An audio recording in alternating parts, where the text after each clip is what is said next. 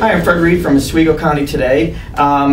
There's a lot of changes going on in Oswego and Fulton, and one of the big ones is that neither city will have the same mayor as of 2024. And so this time I wanted to sit down with Mayor Michaels and talk to her about her tenure here at Fulton City Hall. And thank you very much, Mayor Michaels. I appreciate you taking the time with us. Always a pleasure. And you know, the first thing I want to start out with, like I always try to do, is to put a little background in it. And obviously you've lived in Fulton for a long time. What made you think of even running for the seat of mayor? I'll tell you, it's amazing what we do for our children, and I was no exception. Like I said many times over, my son challenged me to stop complaining about potholes and sidewalks and start doing something about it. And I took him up on the challenge, and it led me down a path to run for mayor. And I think I shocked him a little bit, as I did all of my family, because they know I was not at all politically involved. But I took the challenge with an open mind and a willingness to show my boys and that, you know, we really do have to try to do something about the, we can't just complain about it. We have to try to do something about it. How old was he? Oh my gosh, this was back in, I want to say this was around 2017, so 6 years ago. I mean, he was 20 years old. He was 20 years old at the time, and my youngest son was about 16. So we were in the height of like his college life, and when really the political atmosphere really starts to come to light for a person, right? Yeah. Being on a college campus, you have to start making decisions. You have to start really, as he would say, adulting. And we would have these conversations. Now, keep in mind, that's when we had the conversations about me running or doing something about it. But my kids have always challenged me to the umpteenth degree, and my husband, to, and we them, to really get outside of our comfort zone and do things. They do it with their father all the time, and it's amazing to see because we really take them up on their challenges, and we'll say, yeah, okay, we can try that, or we should try that, or you know what, they're right. And they've been doing that since they were little, and so this was no exception. It's just that I decided to probably take it to a level they never expected me to. Right. I don't know if you remember this, but you and I, the first time we really actually met each other was probably around 2007, Yeah. 7, 8, or 9, somewhere around there, at one of the old chamber groups. It was one of the business groups for Fulton itself. And I always found you as somebody who was active in doing things in the community. Even back then, the reason you were doing it is to be part of the community and make things better. Whether it being, the plants out in front of the buildings that the chamber was doing and a whole mess of other stuff. I can't remember everything we did. When you decided to run, were you kind of jumping off on that community effort in your mind? Well, I think it's a culmination of a lot of things. Growing up, my family, we didn't come from a lot, and we were a middle class working family, and volunteering it's just part of what we always did, and I remember on Thanksgiving our family would get together and we'd go serve meals, or we'd deliver meals, or we would show up to ring the bell for the Salvation Army, or whatever other things we did throughout the year. It was just kind of instilled in us to give back to the community. My brother served in the military, and so it was always kind of a part of who I was. And when I came up through the ranks at the bank, one of the things that I learned early on, and Pathfinder Bank was really strong in community give back, and I wanted to continue that, and they gave me a platform and an opportunity to do that. So I started to really just take that. As a kid, you're just kind of doing it, and you go through the motions, and it's fun and it's exciting, but you don't really understand the impact that you're having on the community. And then as you become an adult and you're learning more about community, you realize how much that impacts the people that you live around and live with. And I remember being at a Stone Soup luncheon here through the United Way here in Fulton, and seeing I didn't know what that was. What's a stone soup? And I showed up and I was serving food, and the community members who were coming out and sharing with us the why they showed up and why they supported that, it really resonated with me. And I did a mentoring program through the United Way, through Oswego County Opportunities. And I got to meet with these vulnerable children who needed some positive influence in their life. And God rest his soul, Eric Brzee, who we will dearly miss in our community, was running that program. And it made such a profound difference in my life. And it was events like that and opportunities like that and volunteering that you really start to understand the community through the eyes of the community member, through the eyes of who you're serving. So for me to be involved in the chamber was no different. And like I said, when I worked at the bank, it gave me a platform, and that just evolved into doing a lot of work with the chamber. Now, specifically, when you and I met, I remember being here in Fulton, and there was a lot of concern around parking downtown. Oh, yeah. So that small business committee that would get together every month in Fulton, we would always come up with new topics to talk about, but we wanted it to be the voice of the community member. Well, in this particular one, the small business community was saying parking's an issue. Yeah. So we would always hold it in a small venue in downtown. Maybe 15, 20 people would show up. And I remember we had to move that meeting to City Hall. And there was about 75 people who showed up. And it was loud, and the community was vocal, and they were passionate. And that, to me, was very eye-opening on how something that we may all take for granted, or we may not see as important, or we may not even think about it as community members, that this was a real pain point for the business community, and they were passionate about it. But not only that, they wanted to help solve. They wanted to be a part of the solution. And so they were willing to come and give their opinions, but they also wanted to give some ideas for solutions. That I remember being very impactful. So yes, I would say it's a culmination of all of the work I've done over the years, and just being involved in the community and all the boards I've served on and the volunteer efforts. But it's those memories. You remember some of those events that really stick out in your mind, and yeah, they do contribute to making some future decisions. And I would say yes, absolutely. They helped me to make a decision. Yeah, I would think that parking lot thing was the first time I think I really met Mayor Woodward too. So, oh yeah, we were all there. Yeah, I remember that. It was kind of loud. But so let's jump forward now. Okay, you're running for election.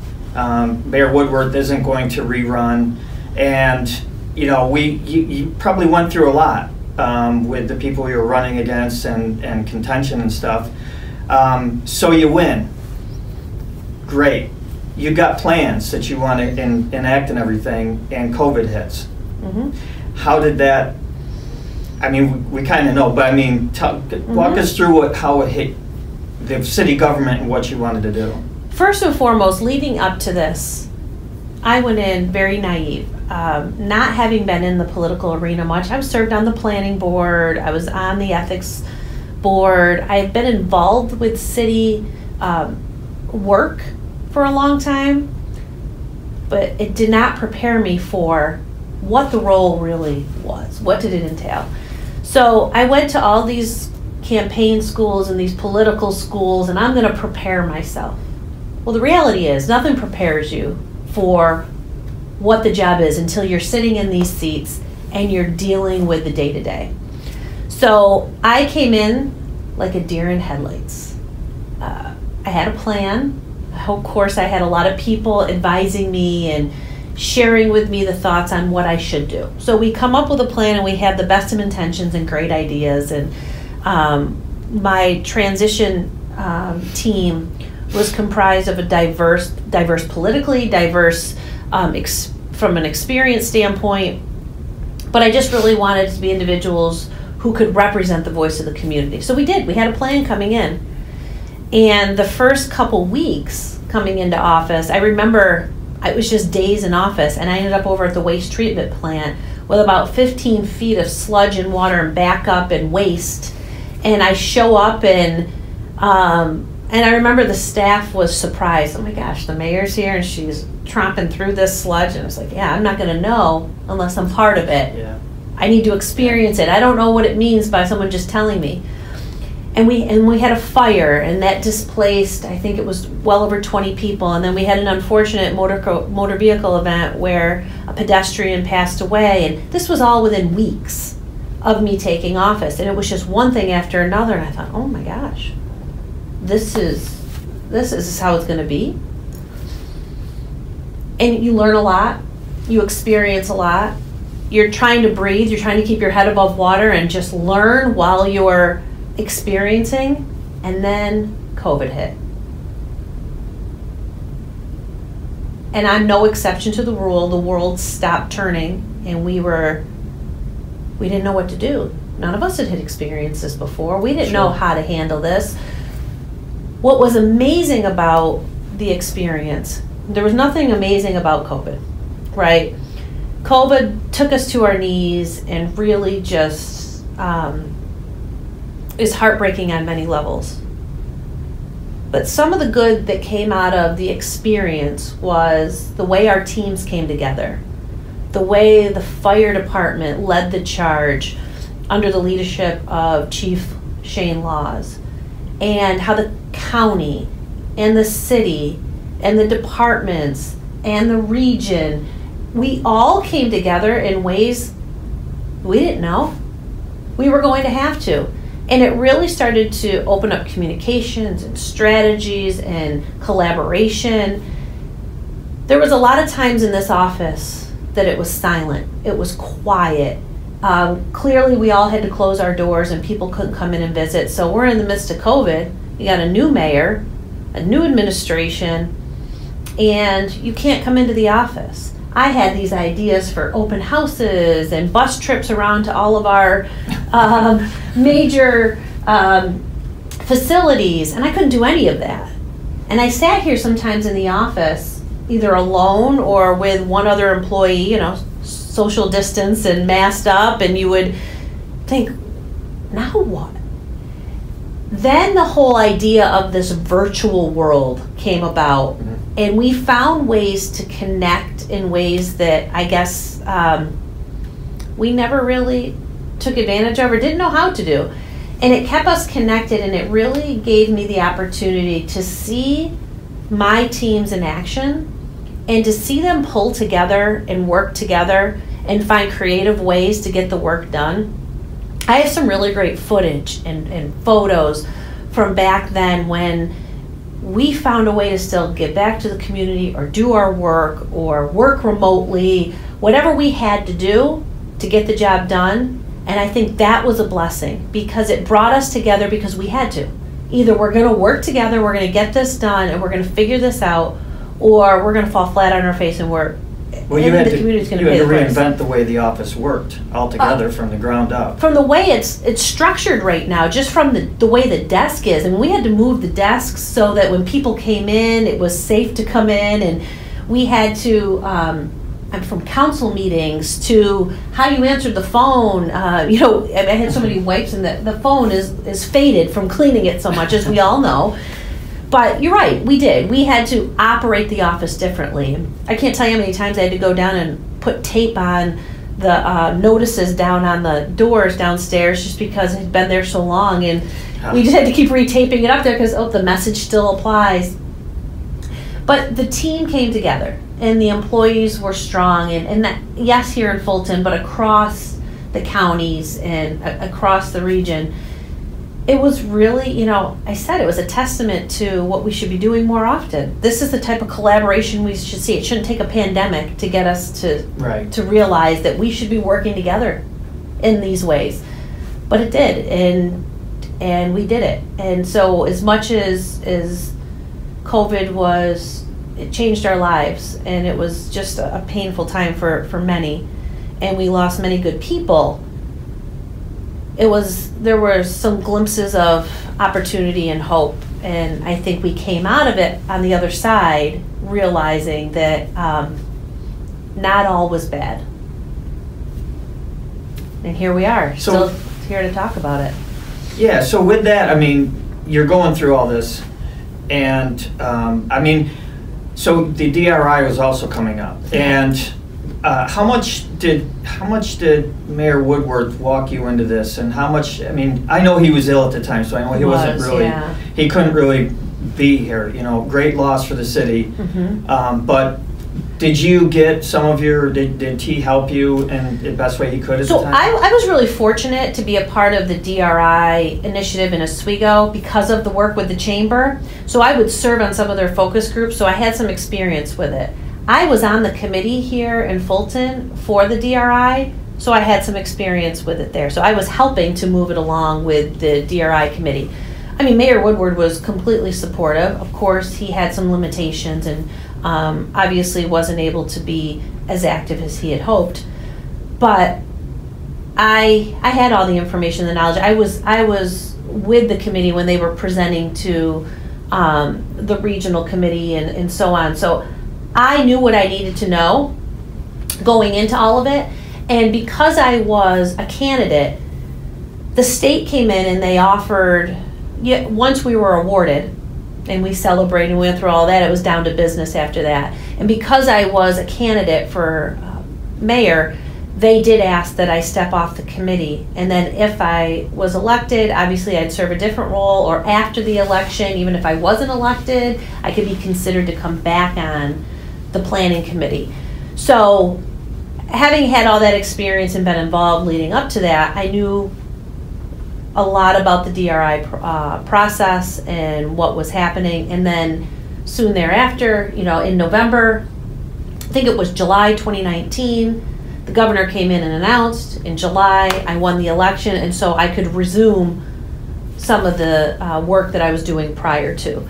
So I stepped off briefly, but I could still stay involved as a community member. So there was never really a gap in being involved in the initial planning and the initial steps. And then COVID hit. So we are awarded in 19. We go through some of that planning. We have some meetings right up until March, and then COVID hit. And the state shut down, as we know, on some levels. They stopped meeting, and some of the initiatives, let's face it, DRI was not the top priority for the state. Right. And quite frankly, it couldn't be the top priority at that moment in March for the city of Fulton. But it was a couple months later, I want to say it was around July of 2020, I reached out to the state and said, I don't want this to fall off our radar. I know there's a lot going on, but this means so much to the city of Fulton, and this is going to have such a significant impact. I don't want it to fall off our radar. So what we started to do is have regular meetings with the Department of State.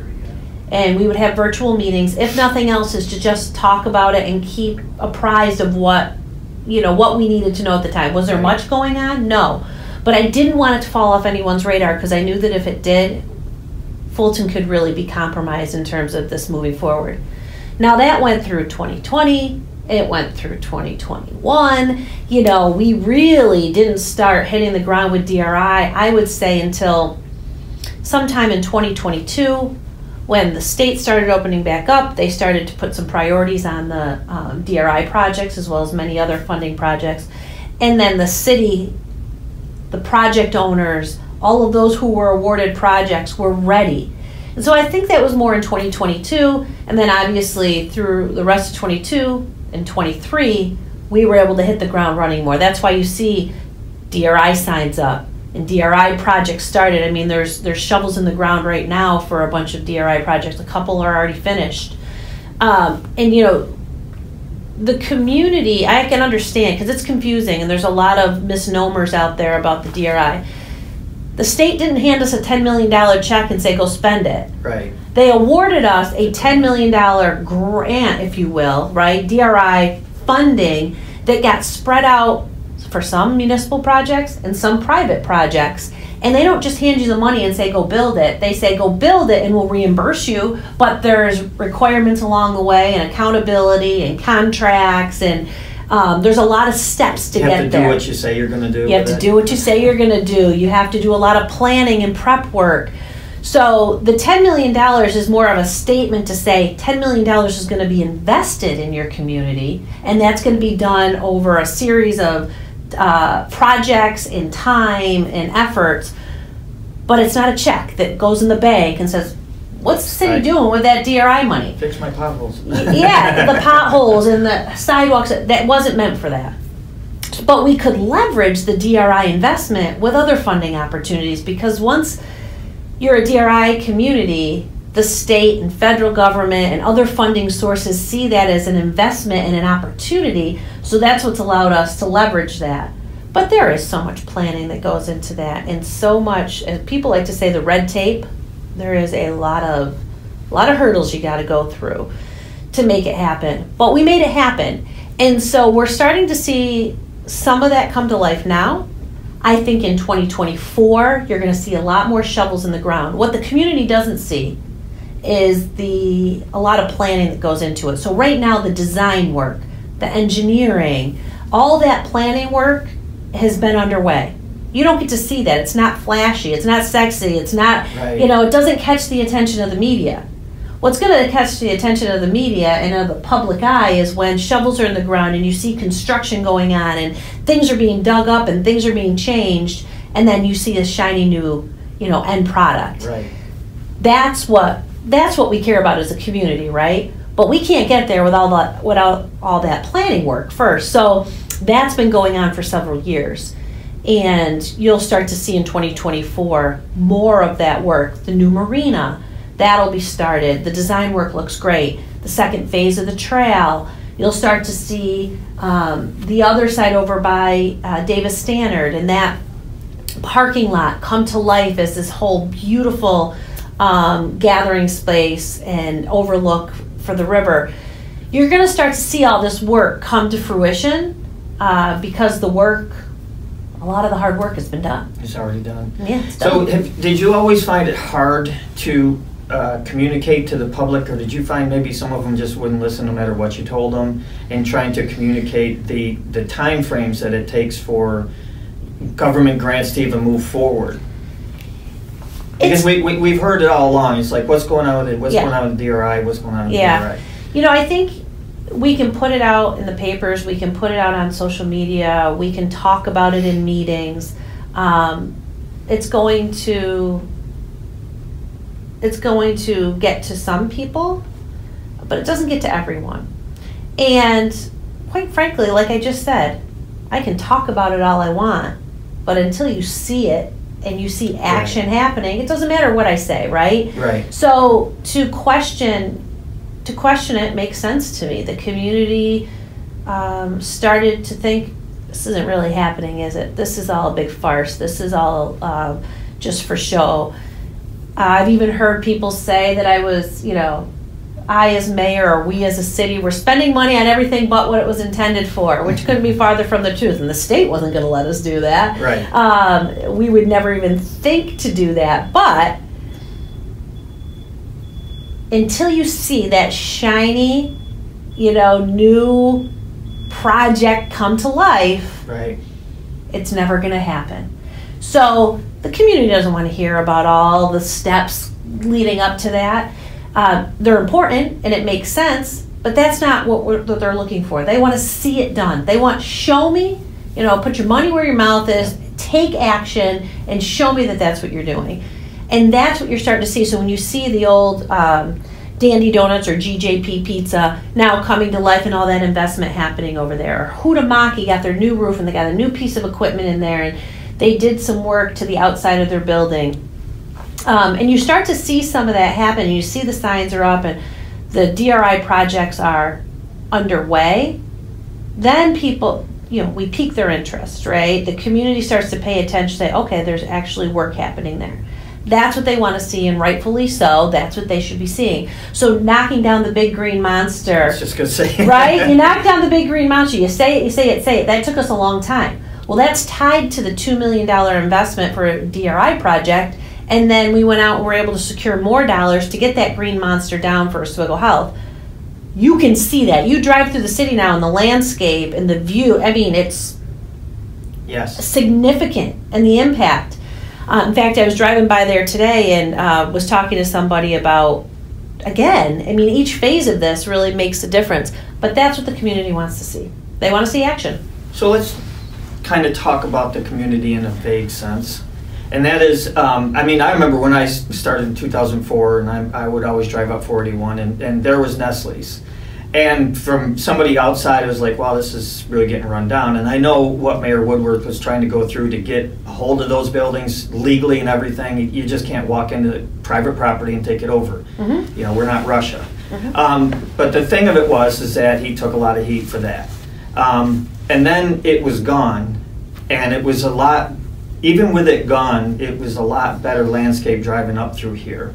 So when you came aboard with an empty lot that had people interested in doing stuff, but there was a lot of negativity on social media and stuff to the point where they wanted to walk away from the projects because they didn't think Fulton was a good place to invest in. Mm-hmm. Was it really hurting a lot of projects? I would say this. We as a community had to build our reputation, a positive reputation. There was a lot of relationships we needed to build. There were relationships we needed to repair. There was work that still needed to be done behind the scenes to kind of clean up our act and get things a little bit more streamlined and efficient and effective. We had to show that we were ready, that we could handle growth, we could handle opportunity, we could handle development, that we had our act together, right? That we had the infrastructure internally and we had the infrastructure externally to be able to handle this. And I'll give you, for example, on the Nestle site, so when you're developing sites like this, or you're developing projects like this, you have to have a vision. You have to understand what that is, right? What is that going to look like? We can have thoughts about what that's going to look like, but then how do you show that vision beyond a thought, right? How do you bring that to life? So a master plan is really important because a master plan says, here's what we aim to do. And it shows you visuals of what we think the potential of that property could be. Well, there was no master plan done for that site. So when I came in, what is this expected to look like? Does it align with our comprehensive plan, which was in the process of being completed? I had to move that along and get that complete during COVID. And we had to align all of our vision. We have the DRI. Now we've got to get our comprehensive plan in place and passed. Now we have these master plans we want to create so that we can align that vision with all of this investment that private entities are going to want to do. All of that has to align, whether it's having codes aligned around our signage or around ingress and egress, how you come in and out of locations, traffic patterns, all those things that, to the average citizen's like, okay, this is just how a community flows, right? Well, we had to think about all of that and go, wait a minute, we got to redesign all of that. This has to look different if we want to make certain things happen. So we started to invest in projects like a master plan, which leaves a property sitting there stagnant. Right. There's nothing going on. Right. We did some cleanup. We had some cleanup dollars that in my administration inherited that we wanted to spend during COVID. So we spent that time during COVID finishing up the cleanup of Nestle's to the best that we could. And then it was like, okay, now what? So when we went out and did those master plans, we learned that there was other work that needed to be done. Topography work and understanding if it was contaminated land and is it considered a brown field? Is it considered this and that by the state? How is it, and what opportunities does that present? And we had interested parties wanting to do work over there. We had a local business who wanted to move their manufacturing business over there. Well, then we learned that the contract with Aldi's had covenants, basically limiting what could be over there. And so it was, I call it the cookie cutter contract, which said, here's what can't go over here in all of this property. And we thought, oh my gosh, Why would we sign that? Why would we say okay to that?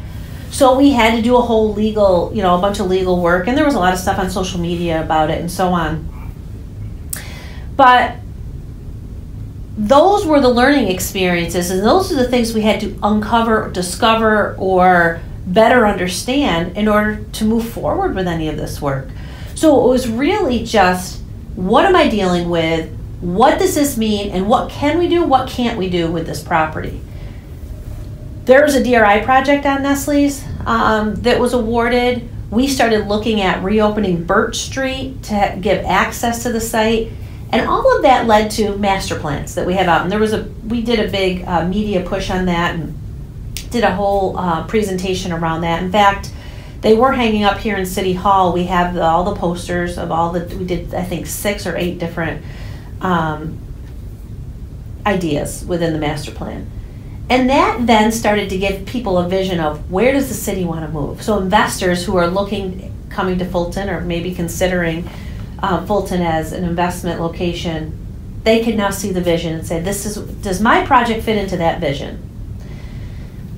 And that spiraled into a lot of opportunities and a lot of conversations. There's still work to be done on Nestle's. There's still work to be done. I'm proud to say that manufacturing project is going to come to life, not on that site, but in a much better site for this location. We're going to be announcing it soon, I hope before the end of the year. But it's moving to a new site, and it's going to take a vacant property right now and bring it to life and tie it into Cayuga Community College and the Advanced Manufacturing Institute and what the kids are doing. It's all going to come together. And you know what? We took a situation that didn't work out and turned it into a real positive outcome. Those are the things we learned along the way, and the decisions that were made. Would we have liked to see Nestle's developed? Of course. I mean, no one wants to see that vacant property sit there untouched. I think now with Micron, and I think now with the buzz around that, there's going to be a lot of opportunities there. There's work that needs to be done. The controversial rezone of all of the DRI, that's being paid by the state through the DRI. Well before we even knew what projects were going to be considered, the rezone was something that was proposed by the state so that we could make good choices up and down the DRI area. That's on hold. I don't know if that's going to move forward, but if it doesn't move forward, things like the Nestle's property can't be developed. So we have the master plan, but the master plan requires that to be rezoned because right now it's industrial, right? So right. You can't build a retail space in an industrial park without some exceptions, right? So you see all these went up there. We go, but wait a minute, what about the rest of it? We've got to do more work around the rest of it. So those are all kind of the moving parts that are happening, and one thing's relying on another. So is planning in place? Is zoning is in place? Is the state requirements in place? Is our local codes in place? Do we have the infrastructure? Does the underground infrastructure support the vision that we have? Is there work that needs to be done with the pipes? Is there work that needs to be done with the roads and so on, the curbing and all of that? And you start to realize that this is why things take so long. Right. This is why you can't snap your fingers and go make it happen, because all those moving parts have to be in sync and working together. And they're a part of protecting the public from bad actors in a way, from using the money inappropriately or being cheap about it and putting up buildings that might not. There's a standard, right? You want a standard, and you want to be proud of the work you do. I said we had to kind of repair our reputation, and at times we had to show that Fulton was worth investment. But you want to avoid someone coming in here and taking advantage of your city and the people and the business community that work so hard to make their small businesses work. You don't want someone coming in and taking advantage of the city because we've made it easy because we didn't have certain certain steps in place or certain codes in place and so on. So we had to go back and look at all of that to say, what does this mean? How do we protect ourselves? How do we protect our community? How do we protect our own investments and make sure we hold investors accountable to a certain standard that maybe they haven't been held to before. And so we started implementing different aspects of the work we do into that. I mean, we have a business development review committee now that's comprised of codes and community development agency and planning and zoning, and we have an engineer and an attorney on hand that are there to weigh in now and say, okay, is this going to comply? Is this going to work? How do we hold them accountable? We now have an escrow process where investors now have to invest into this escrow account and help pay for the engineering and the legal fees that go into these very large projects, so that we make sure that educated and trained eyes are looking at these projects, making sure the drainage is right, making sure that the lines are laid properly, that the sewer's not tied into water, and all those things you got to make yeah, sure, that's important. right? But we want to make sure that there's a trained eye on that, and that we hold the investors accountable to a standard that Fulton's going to do business differently, and we want quality work coming in. And it's been a great process, and it's been very effective. That's why you're able to see a burned area go up so quickly and operate so well, or the new car wash that's going in. That took a lot of this type of strategy and collaboration with Granby, but we had to hold them accountable to just certain standards that need to be there. We've been doing that with all of the big projects, you know, Aaron Ballard's project over there in the insurance company, and what's happening with E&V Energy right now and their new design and their new storefront. All of that is going through this process, and hopefully any new projects that come through under the new administration, this process stays in sync, because it's necessary and it's important to make sure our city gets the investment that they deserve. So you brought up kind of my next question was, and obviously you're already working with the new administration in some sort or whatever, but if you had to sit down and maybe you already have, give them advice or tell them things, what would you start with? What kind of things would you say, hey, here's my guideline of where you should go? There's going to be a lot of aha moments. There's, plan for the unexpected. You don't know what you don't know, so leverage the relationships with the department heads and the employees, leverage the relationships with the people that do know. Trust but verify. Make sure that you're asking questions and you're verifying. The new administration is going to do the job the way they see fit and the way that they feel is the right way to do it. Plain and simple. I had some aha moments when I came into office. I had no idea that we had a weak mayor, strong council system. Didn't even know. If you would have told me that 6, 7, 8 years ago, I wouldn't have even known what that meant. Right. But coming into office, I realized what that meant. And it meant that the mayor doesn't get a vote. You'll notice at the council meetings, I don't get a vote. Right. And if it was a tie vote, I can only break a tie if it's not tied to a financial decision. Well, how many things aren't financial decisions, right? So you have very little impact, right? It's like, okay, didn't know that. Didn't know that there was a fire and police commission, knew that there was a fire and police commission, didn't know that fire and police commission was about hiring, firing, discipline, and policy for the police and fire. So I couldn't hire, I couldn't fire, I couldn't discipline, I couldn't do any of that, I couldn't impact policy. They had to go through the fire and police commission. Okay. And then obviously you have the union set up, and we have great employees, but they're governed, or they're really kind of, the union is what, and those contracts are really what are the deciding factors. And then you have the the civil service component of it. So these are all the things that you realize, it's like, okay, as I sit back here, what is it that a mayor does in the city of Fulton and can influence and can have, a decision on? And so many times over I heard, well, you're in charge of the workforce. And that was really the role in terms of leading the city and working with the workforce to make sure that the budget that was passed by the council was then executed, to make sure that the decisions that were made, laws and legislation made by the council, that those were executed, making sure that decisions that were made by the Fire and Police Commission or other entities and bodies, planning board, zoning board, that we executed on those. And that was an aha moment for me. I didn't realize not all municipalities are set up that way, but the city of Fulton's structure is that way. Right. I'm not saying it's good, bad, or indifferent. I'm not weighing in on that. But it was an aha moment. It is what it is. It is what it is, and it made me realize what I couldn't do.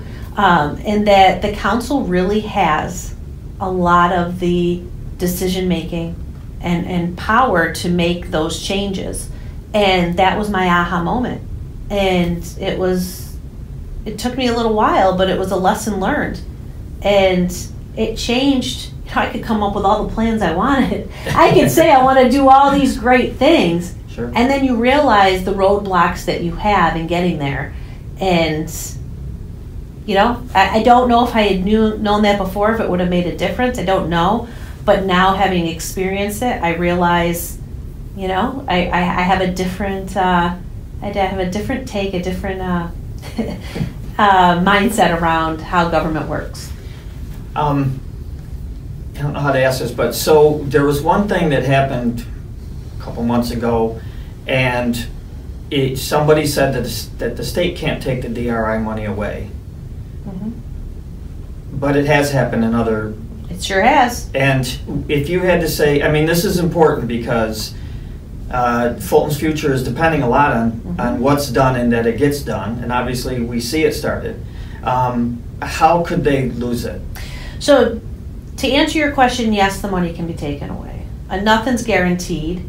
And when it comes to funding, you know, I got an email yesterday from a different funding source through the state, and they said, you have until January, whatever the date was, to complete this project. If it's not complete, there's no, you're not going to get reimbursed for the project. So when I talked earlier about we had to rebuild relationships, we had to build up a positive reputation, we had to reconnect with decision makers and funders, that is so important because we have to stay in lockstep with those who are making decisions, who are offering us funding. Going back to what I said about in mid-2020 and reaching out to the Department of State, that was part of the strategy for that, is to make sure that we still stayed in contact and in good relations with the state who awarded us this money. Because we knew we had certain deadlines to meet, we had certain deliverables to meet that COVID just put a kink in. And we were worried, what if this continues and we don't get this money? So there's always a chance that the money could be taken away if we don't make commitments, even the private investors. I mean, even these signs that went up, these signs that are up are a requirement of DRI. Each project is required to have a sign up with certain language, and that is part of the deliverables that if you don't have that checked off, you may not get reimbursed for all of the money you put in. And remember, you invest and then you get reimbursed. Right. So you're putting all this money out there and you're taking a risk. Fingers crossed that I have done everything I need to do to get reimbursed for these projects. There's always, if you don't meet deadlines, if you don't meet commitments, if you don't meet deliverables, we could lose the funding.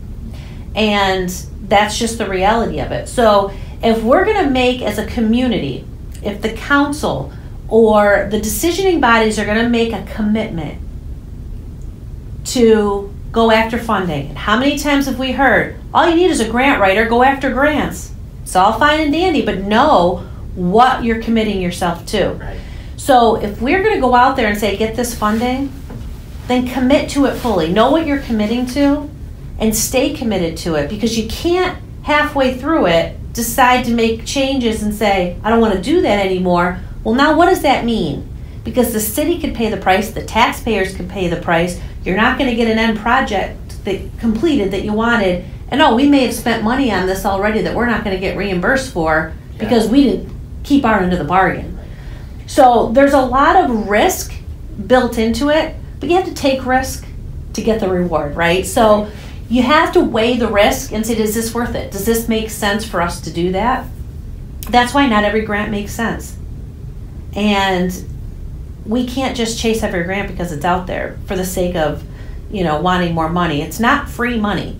It's money that requires a commitment And it requires a lot of work out of the employees, a lot of time and effort, and it requires the city on city projects to make a financial commitment that we're either going to match a certain amount of dollars, we're going to match in-kind services, or that we have the ability to be able to pay up front to get reimbursed afterwards. Right.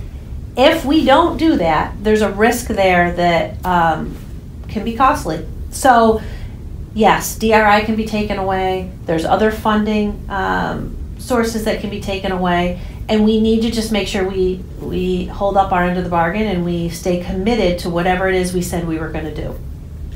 So I'll ask you two other questions. And one of them is, when you talk about relationships, one of the things when I talked to Mayor Barlow, he said, he had a great relationship with the governors, Como and Governor Hochul. Do you get sick of getting equated with Oswego? Yes. Where people go, why Oswego can do it, why can't we do it? I mean, I sat through a council meeting where the legal issue was, we'd love to do what they're doing, but legally we just can't. I mean, it's got to be hard. So I see that you've still directed this city as best as possible to be its own entity. So the future, I mean, you do have Oswego obviously is doing what it's doing. And Micron's coming on board. And there's some other things that are coming up that I think will affect this region pretty big. That when I asked Mayor Barlow, what should his successor do about that? And he goes, don't worry, just understand once those projects happen, that you be a part of it because it's the best thing that'll happen to the region. Especially Micron, and stuff like that. So, again, would you stress to your successor that you really need to pay attention to what's going on, and how can Fulton be a part of all this? I'm going to answer your first question first. Yes, I got tired of being compared to Oswego because I think Fulton and the city of Fulton deserves to be its own entity and to really create its own identity. And we deserve to not be compared. We can learn. We can be excited about what the surrounding communities are doing. I've visited these surrounding communities here and around the state to learn from what's best practices, what are lessons learned, what are some things we should avoid. I celebrate everything that Oswego has done to move their city forward. And I'm excited for what Mayor Barlow has accomplished, and I wish him nothing but the best.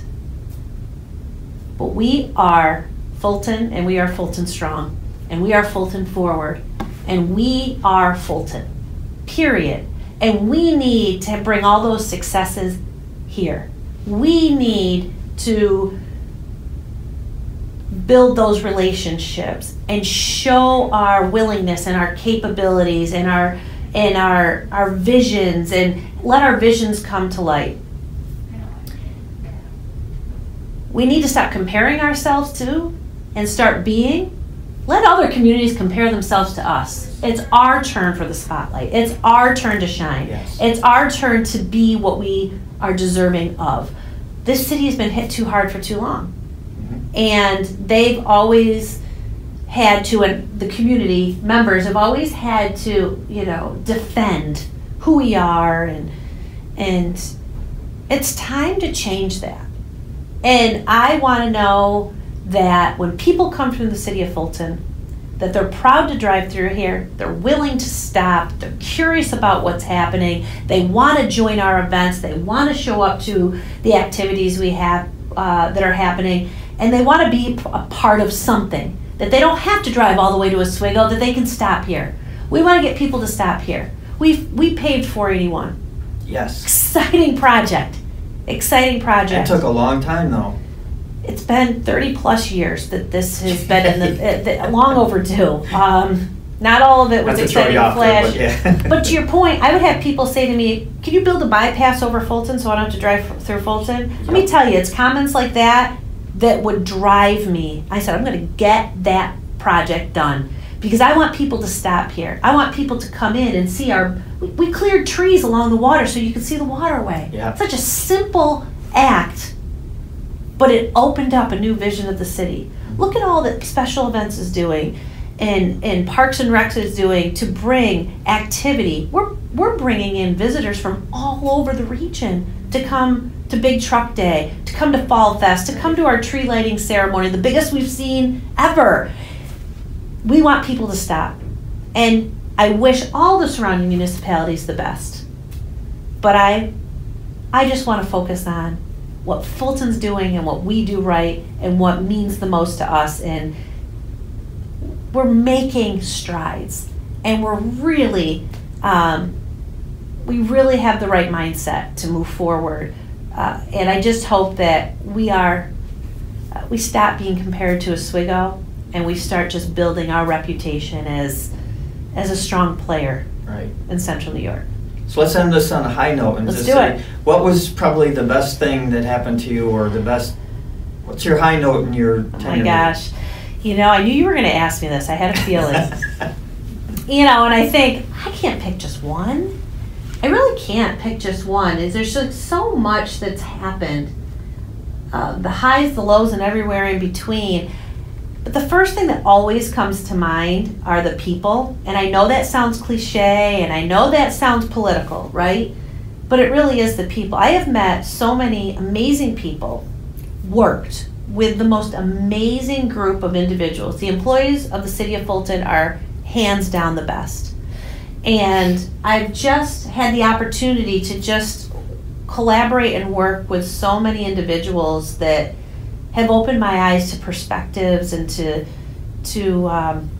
opportunities that maybe we wouldn't have had otherwise. So there's been a lot of wins. I call them little nuggets of success. There's been a lot of nuggets of success, but it couldn't be done without the amazing volunteer groups that we have, the special events committees, the Fulton Block Builders of the world, you know, our gardening committee, our planning and zoning boards, and the community members who show up to the meetings and voice their opinions, and all of that. That's what I'm going to miss the most. That's what really was the highlight for me. It's really been something special. And I think, you know, we're handing it off to the next administration better than what we found it. And I think the next administration is going to do great work. I hope they continue some of the work that we've done. And I hope they continue to honor, you know, the people and the direction that seems to really have caught on over the last 4 years. So fingers crossed that we continue to see a really successful future for Fulton. I think that they deserve nothing but the best, and this past 4 years has really meant something special to me, and will always have a special place in my heart. And the people will certainly be missed, but I have a feeling we'll still run into each other for other things. So looking forward to it. Well, I thank you for your time and this perspective on everything, because I'm sure if people do watch this video, that they're going to have a better understanding of what was really going on in 4 years without actually being in this office for that time, because that's the only way you're really going to understand what government goes through in any fashion, you know, village, town, city, whatever. And I know that you've worked hard, because I've been around sometimes when you are working hard. And we've had many conversations, and I'm glad you were able to take time with us over the 4 years that you were mayor and express what you were trying to do here. It's been a pleasure. You will be missed. Ditto, I will also miss many people. Thank you, Fred. Thank you very much, Mayor. Thank you very much. Hopefully we'll run into you again. You bet.